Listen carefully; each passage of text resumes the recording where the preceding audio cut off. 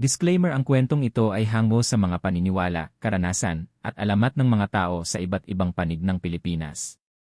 Layunin lamang nito ang magbigay ng aliw, aral, at kaunting kilabot.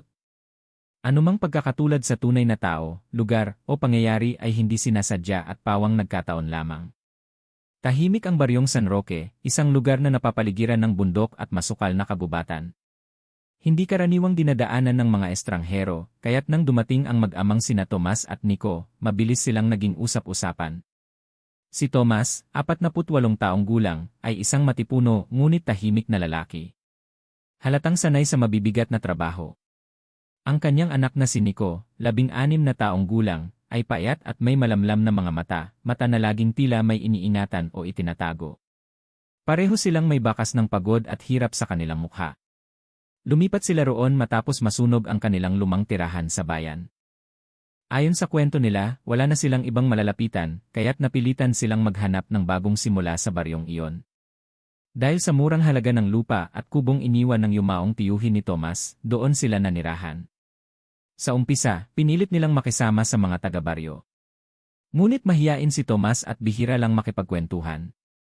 Si Nico naman ay laging tahimik, madalas nakaupo sa ilalim ng puno, nakatitig sa malayo.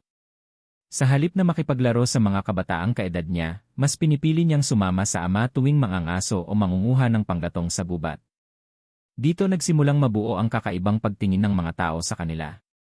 Bakit gabi kung lumabas ang mag-ama? Hindi ba't delikado, bulong ng isang ale sa kapitbahay? Madalas kong nakikita si Tomas na may dalang sako na may tumutulong dugo. Ano kaya yon? Dagdag pa ng isa. Hindi nila alam, ang mga sakong iyon ay puno ng mga pinatay na baboy ramo o minsan ay piraso ng kahoy na may dagta. Ngunit sa mga matang sanay sa kwento ng aswang, ang dugo ay palatandaan ng kababalaghan. Mabilis kumalat ang bulong-bulungan, aswang daw ang mag-ama. Habang tumatagal, lumalala ang tsismis. May mga nagsasabing nakita raw nilang si Nico ay nakatitig sa isang sanggol na parang gutom na gutom. May iba namang nakakita kay Tomas na biglang naglaho sa dilim, samantalang simpleng dumaan lang pala ito sa likod ng puno. Sa baryong iyon, sapat na ang maliit na bagay upang mapagdugtong-dugtong at gawing alamat ng takot. Isang gabi, habang naglalakad pa uwi ang mag-ama mula sa gubat, napansin nila ang malamlam na tingin ng mga kapitbahay. Ang mga pintuan ay nakasara, ang mga bata ay hinihila papasok ng kanilang mga ina. Tahimik ngunit mabigat ang hangin. Anak, bulong ni Tomas, sanay ka na bang tawagin tayong kakaiba? Ano pong ibig niyong sabihin, itay? Tanong ni Nico. May mga matang nakatingin sa atin, hindi mata ng kaibigan kundi ng takot. Naramdaman din iyon ni Nico. Sa kanyang murang edad, hindi niya mawari kung bakit sila tinitingnan na tila sila'y ibang nilalang. Ngunit ramdam niya ang bigat na parabang anumang oras ay maaari silang usigin. Sa gitna ng katahimikan ng baryo, nagsimulang tumubo ang binhi ng takot, isang takot na kalaunan ay magiging apoy ng galit at panghuhusga laban sa kanila. Mabilis lumipas ang mga araw sa baryo, ngunit imbes na mawala ang pagdududa sa mag-ama, lalo lamang itong lumala. Ang mga taong minsang nakikipag-usap sa kanila ay unti-unting umiwas, at ang mga simpleng kilos nila ay palaging binibigyang kahulugan. Isang gabi, may nangyaring kaganapan na lalong nagpatingkad ng hinala. Sa kabilang dulo ng baryo, isang baboy ang biglang nawala mula sa kulungan. Napansin ng may-ari na bukas ang tarangkahan, at may bakas ng dugo na nagkalat sa lupa. Agad na nagising ang mga kapitbahay sa sigaw ng lalaki, "Nakaw! Kinuha ang baboy ko!" Nagmamadali ang mga tao, dala-dala ang kanilang mga sulo, at sinundan ang bakas ng dugo. Ang yapak ay humantong sa gilid ng kagubatan, at doon, sa di kalayuan, nakita nila si Tomas, pawis na pawis, may dalang sako na tila mabigat. Mula sa gilid ng tela, tumutulo ang mapulang likido. Dugo, bulalas ng isang saksi. Si Tomas siya ang kumuha ng baboy, dagdag ng isa. Agad silang nagtakbuhan pabalik sa baryo at ibinalita sa lahat ang kanilang nakita. Ngunit ang hindi nila alam, ang laman ng sako ay mga kahoy na pinutol ni Tomas mula sa gubat, kahoy na puno ng dagta, at malagkit na parang dugo ang kulay. Kinabukasan, kumalat ang bulong-bulungan sa buong baryo. Si Tomas raw, nakita sa gubat, bitbit ang dugo ang sako. Abay hindi na nakapagtataka. Aswang nga sila. Sa gitna ng lahat ng ito, si Nico ay naging mas tampulan ng mga mata. Lalo na't isang matandang babae ang nagkwento na nakita raw niya ang binatilyo nakatitig sa kanyang apo na parang hayop. Ang simpleng tingin ng isang tahimik na bata na pagkamalang masama. Dumating ang isang araw na halos lantaran na ang panlalait. Habang nasa tindahan, tinangkang bumili ni Tomas ng asin at bigas. Ngunit imbes na pagsilbihan, sinara ng tindera ang tindahan at sinabing, "Pasensya na, ubos na." Alam niyang hindi iyon totoo, kitang-kita niya ang mga supot ng bigas sa gilid. Ngunit pinili niyang tumahimik na lamang at umalis. Sa kalsada, narinig niya ang pabulong ng dalawang lalaki, "Bantayan mo ang anak mo. Mamaya, baka sa mga bata na yan maglabas ng gutom. Hindi lang yan, baka tayo na ang isunod." Hindi nagkomento si Tomas. Ngunit sa kanyang dibdib, ramdam niya ang paghihigpit ng kanyang hininga. Paano niya maipapaliwanag sa mga taong sarado ang isip at puso? Samantala, si Nico ay hindi nakaligtas sa panunukso. Habang naglalakad pa uwi, hinarang siya ng 3 kabataang kasing edad niya. "Hoy, Nico," sigaw ng isa. "Ano bang lasa ng dugo ng tao? Matamis ba?" Nagtawanan ang dalawa. Tahimik lamang si Nico, nakayuko. Ngunit nang makita ng isa sa kanila ang matalas at malamlam niyang titig, bigla silang umatras. "Lagot ka, baka kagatin ka niyan," sigaw nila sabay takbo palayo. Naiwan si Nico, nakatingin sa sariling mga kamay. "Bakit nila ako tinitingnan ng ganito?" tanong niya sa isip. "Wala naman akong ginawang masama." Sa bawat araw na lumilipas, lalo lamang lumalalim ang bangin na naghihiwalay sa mag-ama at sa mga taong dapat sanay magiging bagong komunidad nila. Sa bawat bulong-bulungan at maling akala, nagiging malinaw ang panganib na baka hindi lang simpleng hinala ang tumapos sa kanilang katahimikan, kundi mismong galit ng buong baryo. At iyon na ang magiging simula ng mas matinding unos. Mula nang masimulan ang bulong-bulungan tungkol sa pagiging aswang ng mag-ama, tila ba naging sunod-sunod ang mga kakaibang pangyayari sa baryo. Ang bawat insidente, maliit man o malaki, ay palaging itinuturo sa kanila ang dahilan. Isang umaga, nagulat ang lahat nang matagpuan ang 3 manok ng isang magsasaka na patay, nakakalat sa tabi ng kulungan. May hiwa sa lieg at parang may sumipsip ng dugo. Ang unang narinig na sigaw mula sa isa sa mga kapitbahay, "Mag-ama na naman yan." "Sino pa ba?" Agad kumalat ang balita, at bago pa man makapagpaliwanag si Tomas, nakatutok na sa kanila ang mga mata ng buong baryo. Sumunod na gabi, isang kambing ang natagpuan ding patay, halos walang laman ang tiyan. Ang mga yapak sa lupa ay tila paan ng tao, hindi ng hayop. Sa gilid ng bakuran, may mga bakas ng putik papunta sa direksyon ng kubo ni na Tomas. "Ito na ang katibayan," wika ng isang lalaki. "Hindi na tayo dapat magbulag-bulagan. Kahit ang sakit ng mga tao ay isinisi sa kanila." Isang batang babae ang biglang nilagnat at hindi magising ng ilang araw. Sabi ng kanyang ina, naririnig daw niyang umiiyak ang bata sa gabi at nagsasabing may nilalang na sumusupsop sa kanyang dibdib. Agad na lumabas ang haka-haka, aswang daw si Nico at siya ang may gawa. Lalong nag-alab ang takot. Ang mga kwento ng matatanda tungkol sa aswang na kumakain ng laman, sumisipsip ng dugo, at nangingitlog sa tiyan ng mga buntis, ay muling binuhay at ikinabit sa imahe ng mag-ama. Habang lumalalim ang gabi, dumami rin ang nagsasabing nakakita raw sila ng kakaiba. May isa raw na nakasaksi kay Tomas na nakatalungko sa ilalim ng puno, may kinakain na tila laman ng hayop. May nagsabing nakita si Nico na naglalakad ng nakayuko at biglang naglaho sa dilim. May iba namang narinig daw ang pagaspas ng pakpak na malaki mula sa direksyon ng kanilang kubo. Walang malinaw na ebidensya, ngunit sa isang baryong puno ng alamat, sapat na ang mga kwento para magdulot ng takot. Samantala, sa kubo nila, ramdam ni na Tomas at Nico ang bigat ng sitwasyon. "Anak," bulong ni Tomas isang gabi habang sila'y kumakain ng lugaw, "nararamdaman mo ba? Parang hindi na tayo ligtas dito." "Opo, itay," sagot ni Nico. Lahat sila nakatingin sa atin, parang naghihintay na magkamali tayo. Humigpit ang hawak ni Tomas sa kutsara. "Hindi tayo masama. Pero paano natin mapapatunayan sa kanila kung ayaw nila makinig?" Habang sila'y nag-uusap, may kumalabog sa labas ng kanilang bahay. Isang aso ang nakahandusay, patay, na parabang sinakal.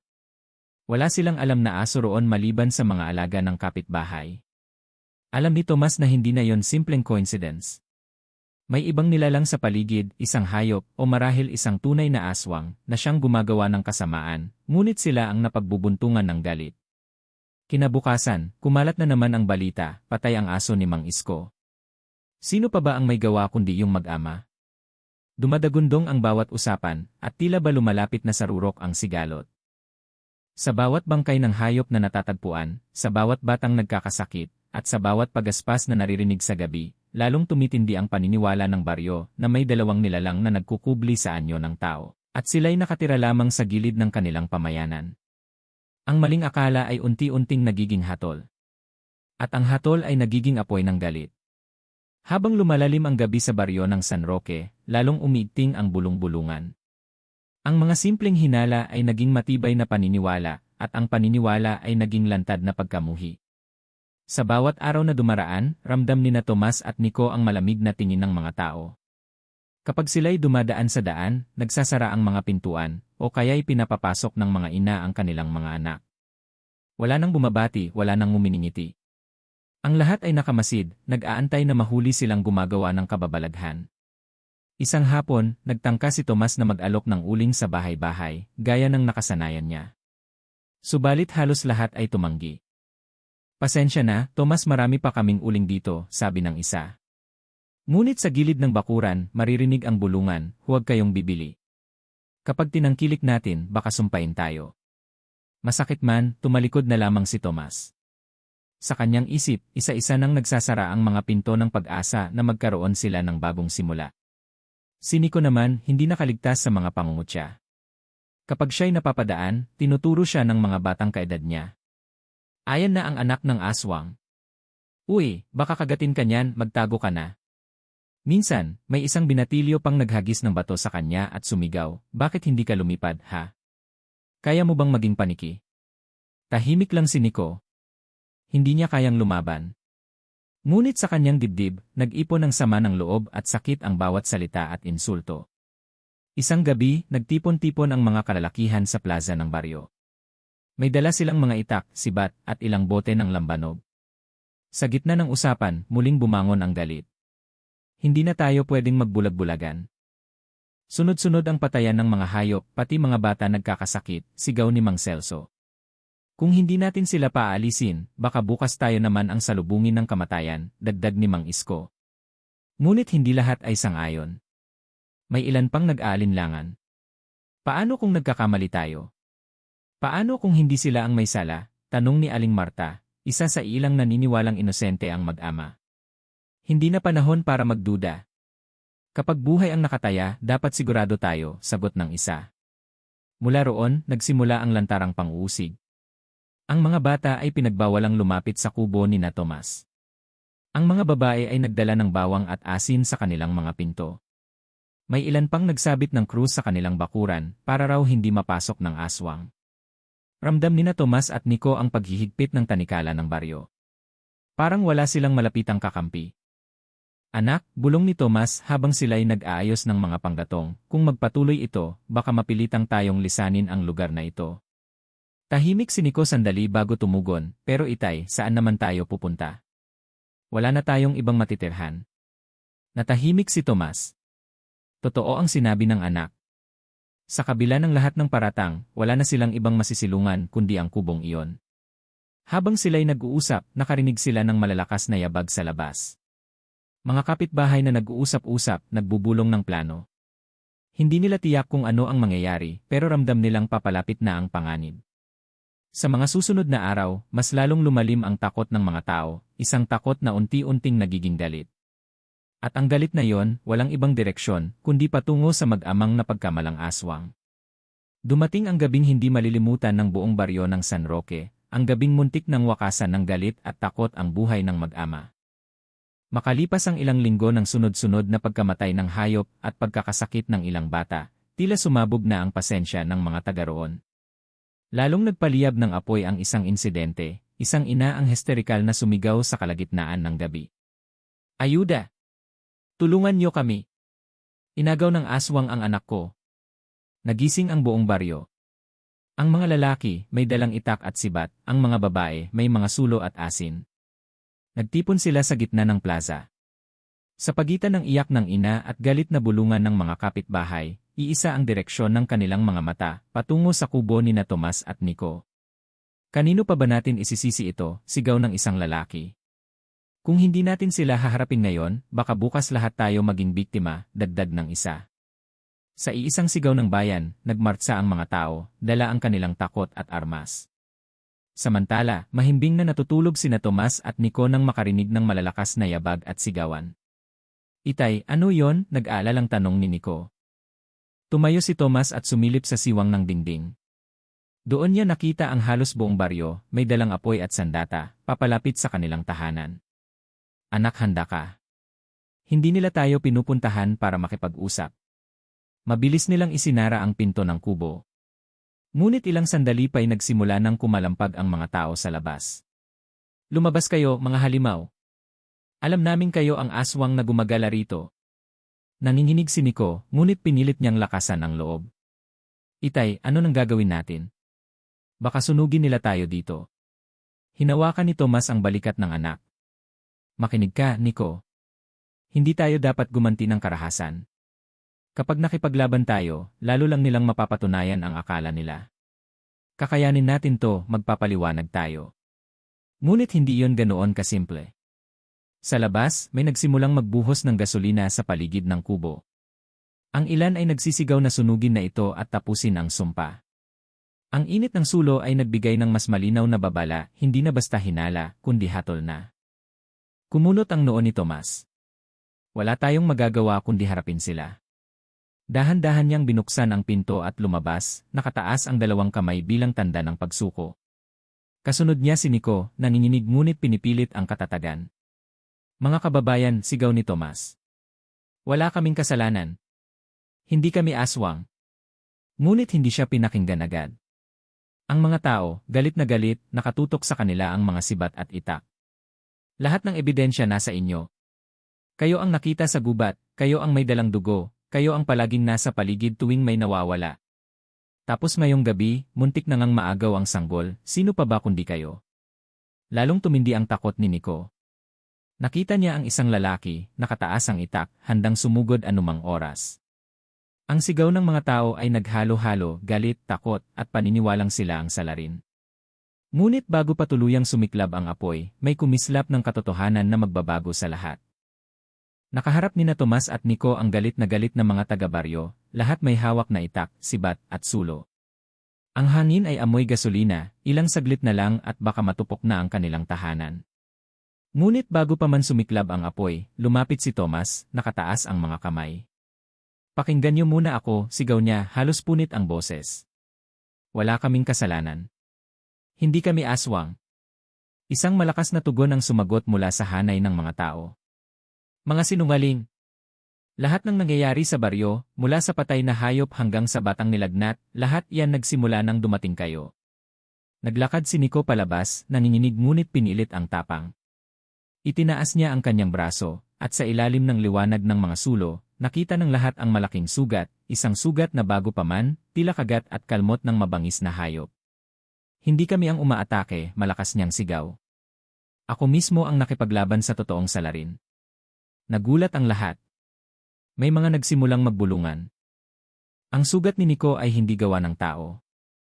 Ilang gabi na akong sumasama sa aking ama para magbantay, paliwanag niya. Hindi namin kayang tiisin na sisihin kami ng walang ginagawa. Nakita namin ang tunay na pumapatay sa mga alaga, isang ligaw na baboy ramo, malaki, mabangis, at gutom. Naglabas si Tomas ng sako mula sa kanilang kubo. Binuksan niya ito sa harap ng lahat, at mula roon ay bumungad ang dugo ang balat at mga bahagi ng isang malaking baboy ramo na nahuli nila sa kabubatan. Ito ang ebidensya, sigaw ni Tomas. Ito ang totoo. Hindi kami halimaw, kami ang sumugpo sa hayop na naninira sa inyong mga alaga. Natahimik ang karamihan. Ang mga nakataas na itak at sibat ay dahan-dahang bumaba. Ang ilan ay nagkatinginan, bakas ang pagdududa, ngunit may halong pagkagulat. Ngunit may ilan pa ring matigas ang puso. Paano mo ipaliliwanag ang batang nilagnat? Ang sanggol na muntik ng maagaw, singhal ng isang lalaki. Mula sa likod ng karamihan, isang matandang albularyo ang lumapit. Siya'y kilala sa baryo bilang tagapayo pagdating sa mga kababalaghan. Nakita ko ang nilalang na iyon sa kabubatan, anya. Isang malaking hayop na singlaki ng tao, ngunit hindi tao. Ako mismo ang nakasaksi. Hindi ang mag-amang ito. Muling nagbulungan ang mga tao. Unti-unting bumalot ang pag-aalinlangan sa kanilang galit. Kung ang albularyo mismo ang nagsasabing hindi sila aswang, may katotohanan niyang hindi nila alam. Si Tomas, bagamat pagod, ay muling nagsalita. Kung kami man ay kakaiba, hindi iyon dahil kami halimaw. Tahimik kaming namumuhay, sinusubukan lang maghanap buhay. Kung kami ililisan, baka sa susunod, isa sa inyo naman ang mapagbintangan. Hindi ba't dapat natin hanapin ang katotohanan bago magparatang? Ang mga salita niya ay tumimo sa ilan, lalo na sa mga babae at matatanda na kanina lamang ay nag-udyok na sila'y sunugin. Ang apoy ng galit ay tila napalitan ng lamig ng pag-aalala, baka nga mali ang kanilang ginawa. Isa-isang bumaba ang mga armas. Ang mga suloy unti-unting itinabi. May ilan pang nagdududa, ngunit ramdam ng lahat, ang galit na umaalab kanina ay nagsimulang maglaho. At sa gabing iyon, sa harap ng panganib na muntik ng sumunog sa kanila, napatunayan nina Tomas at Nico na ang katotohanan, gaano man katagal bago lumabas, ay kayang sumupil sa apoy ng paniniwala at takot. Ngunit ang sugat na iniwan ng maling akala ay hindi basta-basta maghihilom. Matapos ang gabing halos wakasan ng galit ang buhay ng mag-ama, dumating ang katahimikan sa baryo. Ngunit hindi ito agad nakapagdulot ng kapayapaan. Bagamat nakita ng lahat ang ebidensya ng baboy ramo at narinig ang kumpirmasyon ng albularyo, may ilan pa ring hindi kumbinsidong wala silang kasalanan. Kinabukasan, may ilang tao ang lumapit sa kubo ni na Tomas at Nico. Ang una ay si Aling Marta, isa sa mga ilang hindi sumang-ayon na sila ay sunugin. May dala siyang pagkain, isang basket ng kanin, gulay at ilang prutas. Pasensya na, Tomas, mahina niyang sabi. Hindi ko man sinabi ng malakas, alam kong mali ang mga paratang nila. Naway tanggapin niyo ito bilang tanda ng aking paghingi ng tawad. Bahagyang lumuwag ang dibdib ni Tomas, ngunit ramdam niya pa rin ang bigat ng mga nakaraang linggo. Tinanggap niya ang pagkain, nagpasalamat at nagpatuloy sa katahimikan. Ilang araw ang lumipas at nagsimulang magbago ang ihip ng hangin. May mga batang dati nangungutya kay Nico ang dahan-dahang lumapit sa kanya, nag-aalok ng simpleng pagbati. Pasensya na, Nico, akala namin totoo, bulong ng isa. Ngumiti lamang si Nico, bagamat may bakas pa rin ang sugat sa kanyang puso. Samantala, ang mga kalalakihan ng baryo ay nagsimulang mag-usap-usap. Hindi lahat ay agad na bumitaw sa kanilang paniniwala. May ilan pang nagsasabing, paano kung pakitang tao lang ang lahat? Paano kung may tinatago pa sila? Ngunit unti-unting nalusaw ang kanilang mga argumento nang mapansin nilang wala nang nangyayaring kababalaghan simula nang mahuli ni na Tomas ang ligaw na baboy ramo. Isang gabi, muling nagtipon ang ilang matatanda kasama ang albularyo. Masyado tayong nagpadala sa takot, sabi ng albularyo. Ang takot ay madaling humubog ng kathang-isip. Kung hindi natin titigilan ang ganitong gawain, palaging may susunod na mabibiktima ng maling paratang. Mula noon, dahan-dahang lumambot ang puso ng marami. Ang mga dating nanlalait ay natutong humingi ng paumanhin. Ang mga tindera sa palengke, na dati hindi pinapansin si Tomas, ay muli siyang inalok ng paninda. Pasensya na, Tomas. Natakot lang kami noon. Sana'y maunawaan nyo, sabi ng isa habang ibinibigay ang bigas. Bagamat nakaramdam ng ginhawa, hindi pa rin lubos na nawala ang sakit. Para kay Tomas, masakit isipin na halos sunugin sila ng mga taong ito. Para kay Nico, mas mabigat ang alaala ng bawat panunukso at pagturing sa kanya na halimaw. Ngunit sa kabila nito, natutunan nilang magpatawad. Sa bawat araw na lumipas, nakikita nila ang unti-unting pagbabalik ng tiwala. Isang gabi, nakaupo silang mag-ama sa tapat ng apoy. Tahimik silang nag-uusap. Itay, sabi ni Nico, akala ko mamamatay na tayo noong gabing iyon. Hinaplos ni Tomas ang balikat ng anak. Ako man, anak. Pero tandaan mo, ang katotohanan, kahit gaano katagal, lumilitaw din, huwag mong kalimutan yan. Sa mga sumunod na linggo, unti-unti nang nakipagkapwa si Tomas sa mga taga-baryo. Tinanggap siyang muli bilang mang-uling. Si Nico na may minsan nakikitang nakikipaglaro na sa ilang kabataan, bagamat hindi pa rin siya ganap na malapit sa kanila. Hindi lahat ay nagbago. May ilan pa ring patagong nagbubulong na baka may kakaiba pa rin sa mag-ama. Ngunit higit na marami na ang nakakita ng katotohanan na sila'y ordinaryong tao lamang na napagbintangan ng dahil sa takot at alamat. Ang baryo ay muling bumalik sa katahimikan, ngunit dala nila ang sugat ng nangyari, isang paalala na ang takot ay maaaring maging kasinungalingang nagbubunsod ng kapahamakan. Lumipas ang ilang buwan mula nang mapawi ang apoy ng galit sa baryo. Ang buhay ni na Tomas at Nico ay unti-unting bumalik sa normal. Ngunit sa kaloob-looban nila, may mga sugat na hindi basta-basta maghihilom. Si Tomas, bagamat nakakapagbenta na muli ng uling, ay madalas mahuli ng kanyang anak na nakatitig lamang sa kawalan. Hindi niya maiwasang maalala ang gabing halos sinunog sila ng buhay. Ang apoy na halos tumupok sa kanila ay nanatiling apoy din sa kanyang isipan, hindi bilang takot, kundi bilang paalala kung gaano kabilis mawala ng tiwala ang tao. Samantala, si Nico ay nagsimulang muling makisalamuha. May mga kaedad siyang nakikipaglaro sa kanya, ngunit hindi mawala ang bahid ng kaba sa kanyang dibdib. Sa bawat tawanan at bulungan, pakiramdam niya ay baka muli siyang pagtawanan o pagbintangan. Subalit pinipilit niyang maging matatag. Isang gabi, habang nakahiga sila ni Tomas sa ilalim ng bubong nilang pawid, nagtanong si Nico, "Itay, kung hindi tayo nakahanap ng baboy ramo, ano kaya ang nangyari sa atin?" Napabuntong hininga si Tomas bago sumagot. "Siguro, anak, hindi na tayo naririto ngayon. Pero tandaan mo, hindi lahat ng laban ay nakukuha sa lakas ng bisig. Ang pinakamahalaga ay ipaglaban ang katotohanan, kahit pa wala nang naniniwala." Tahimik na natahimik si Nico sa sagot ng kanyang ama. Doon niya natutunan na ang tapang ay hindi lang tungkol sa pagharap sa halimaw, kundi sa pagharap sa maling akala ng mga tao. Minsan, habang nasa palengke si Tomas, may lumapit sa kanya, isang lalaking minsang nanguna sa panunuligsa. "Pasensya na, Tomas," sabi nito habang nakayuko. "Ako ang pinakamaingay noong gabing iyon.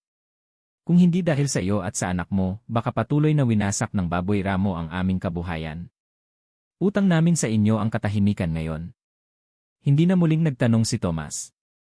Tumango lamang siya, tinanggap ang paghingi ng tawad. Ngunit alam niyang hindi lahat ng sugat ay kailangang gamutin ng salita. Ang mahalaga ay natuto sila. Dumating din ang isang araw na ipinatawag sila ng kapitan ng baryo upang magsalita sa mga kabataan. Pinakiusapan silang magbahagi ng kanilang karanasan. "Mga kabataan, panimula ni Tomas, huwag niyong hayaang ang takot ang magdikta sa inyong isip. Dahil kung ang takot ang mamuno, wala kayong makikitang totoo, kundi mga aninong gawa ng inyong pangamba." Si Nico naman ay nagsalita rin, "Akala ko noon, mas mabuting manahimik kapag pinagtatawanan o pinaparatangan. Pero natutunan ko na dapat lumaban gamit ang katotohanan. Dahil kung hindi, baka habang buhay tayong maging biktima." Naging tahimik ang mga kabataan, ramdam ang bigat ng karanasan ng mag-ama. Mula noon, naging paalala ang kwento ni na Tomas at Nico sa baryo, isang paalala na ang alamat ng aswang ay hindi dapat gamitin upang sirain ang buhay ng kapwa. May mga hiwaga at takot sa paligid, ngunit hindi dapat agad na magparatang ng walang katibayan. Sa kanilang kubo, muling sumiklab ang apoy sa kalan. Ngunit ngayong gabi, hindi ito apoy ng panganib, kundi apoy ng tahanan. Si Tomas at Nico ay muling nakangiti, pinipiling ipagpatuloy ang buhay sa kabila ng lahat ng pait. At sa katahimikan ng gabi, habang humuhuni ang mga kuliglig, ramdam nila ang bigat ng aral, na ang takot ay maaaring lumikha ng halimaw, ngunit ang katotohanan ang tanging kayang pumatay dito. 3.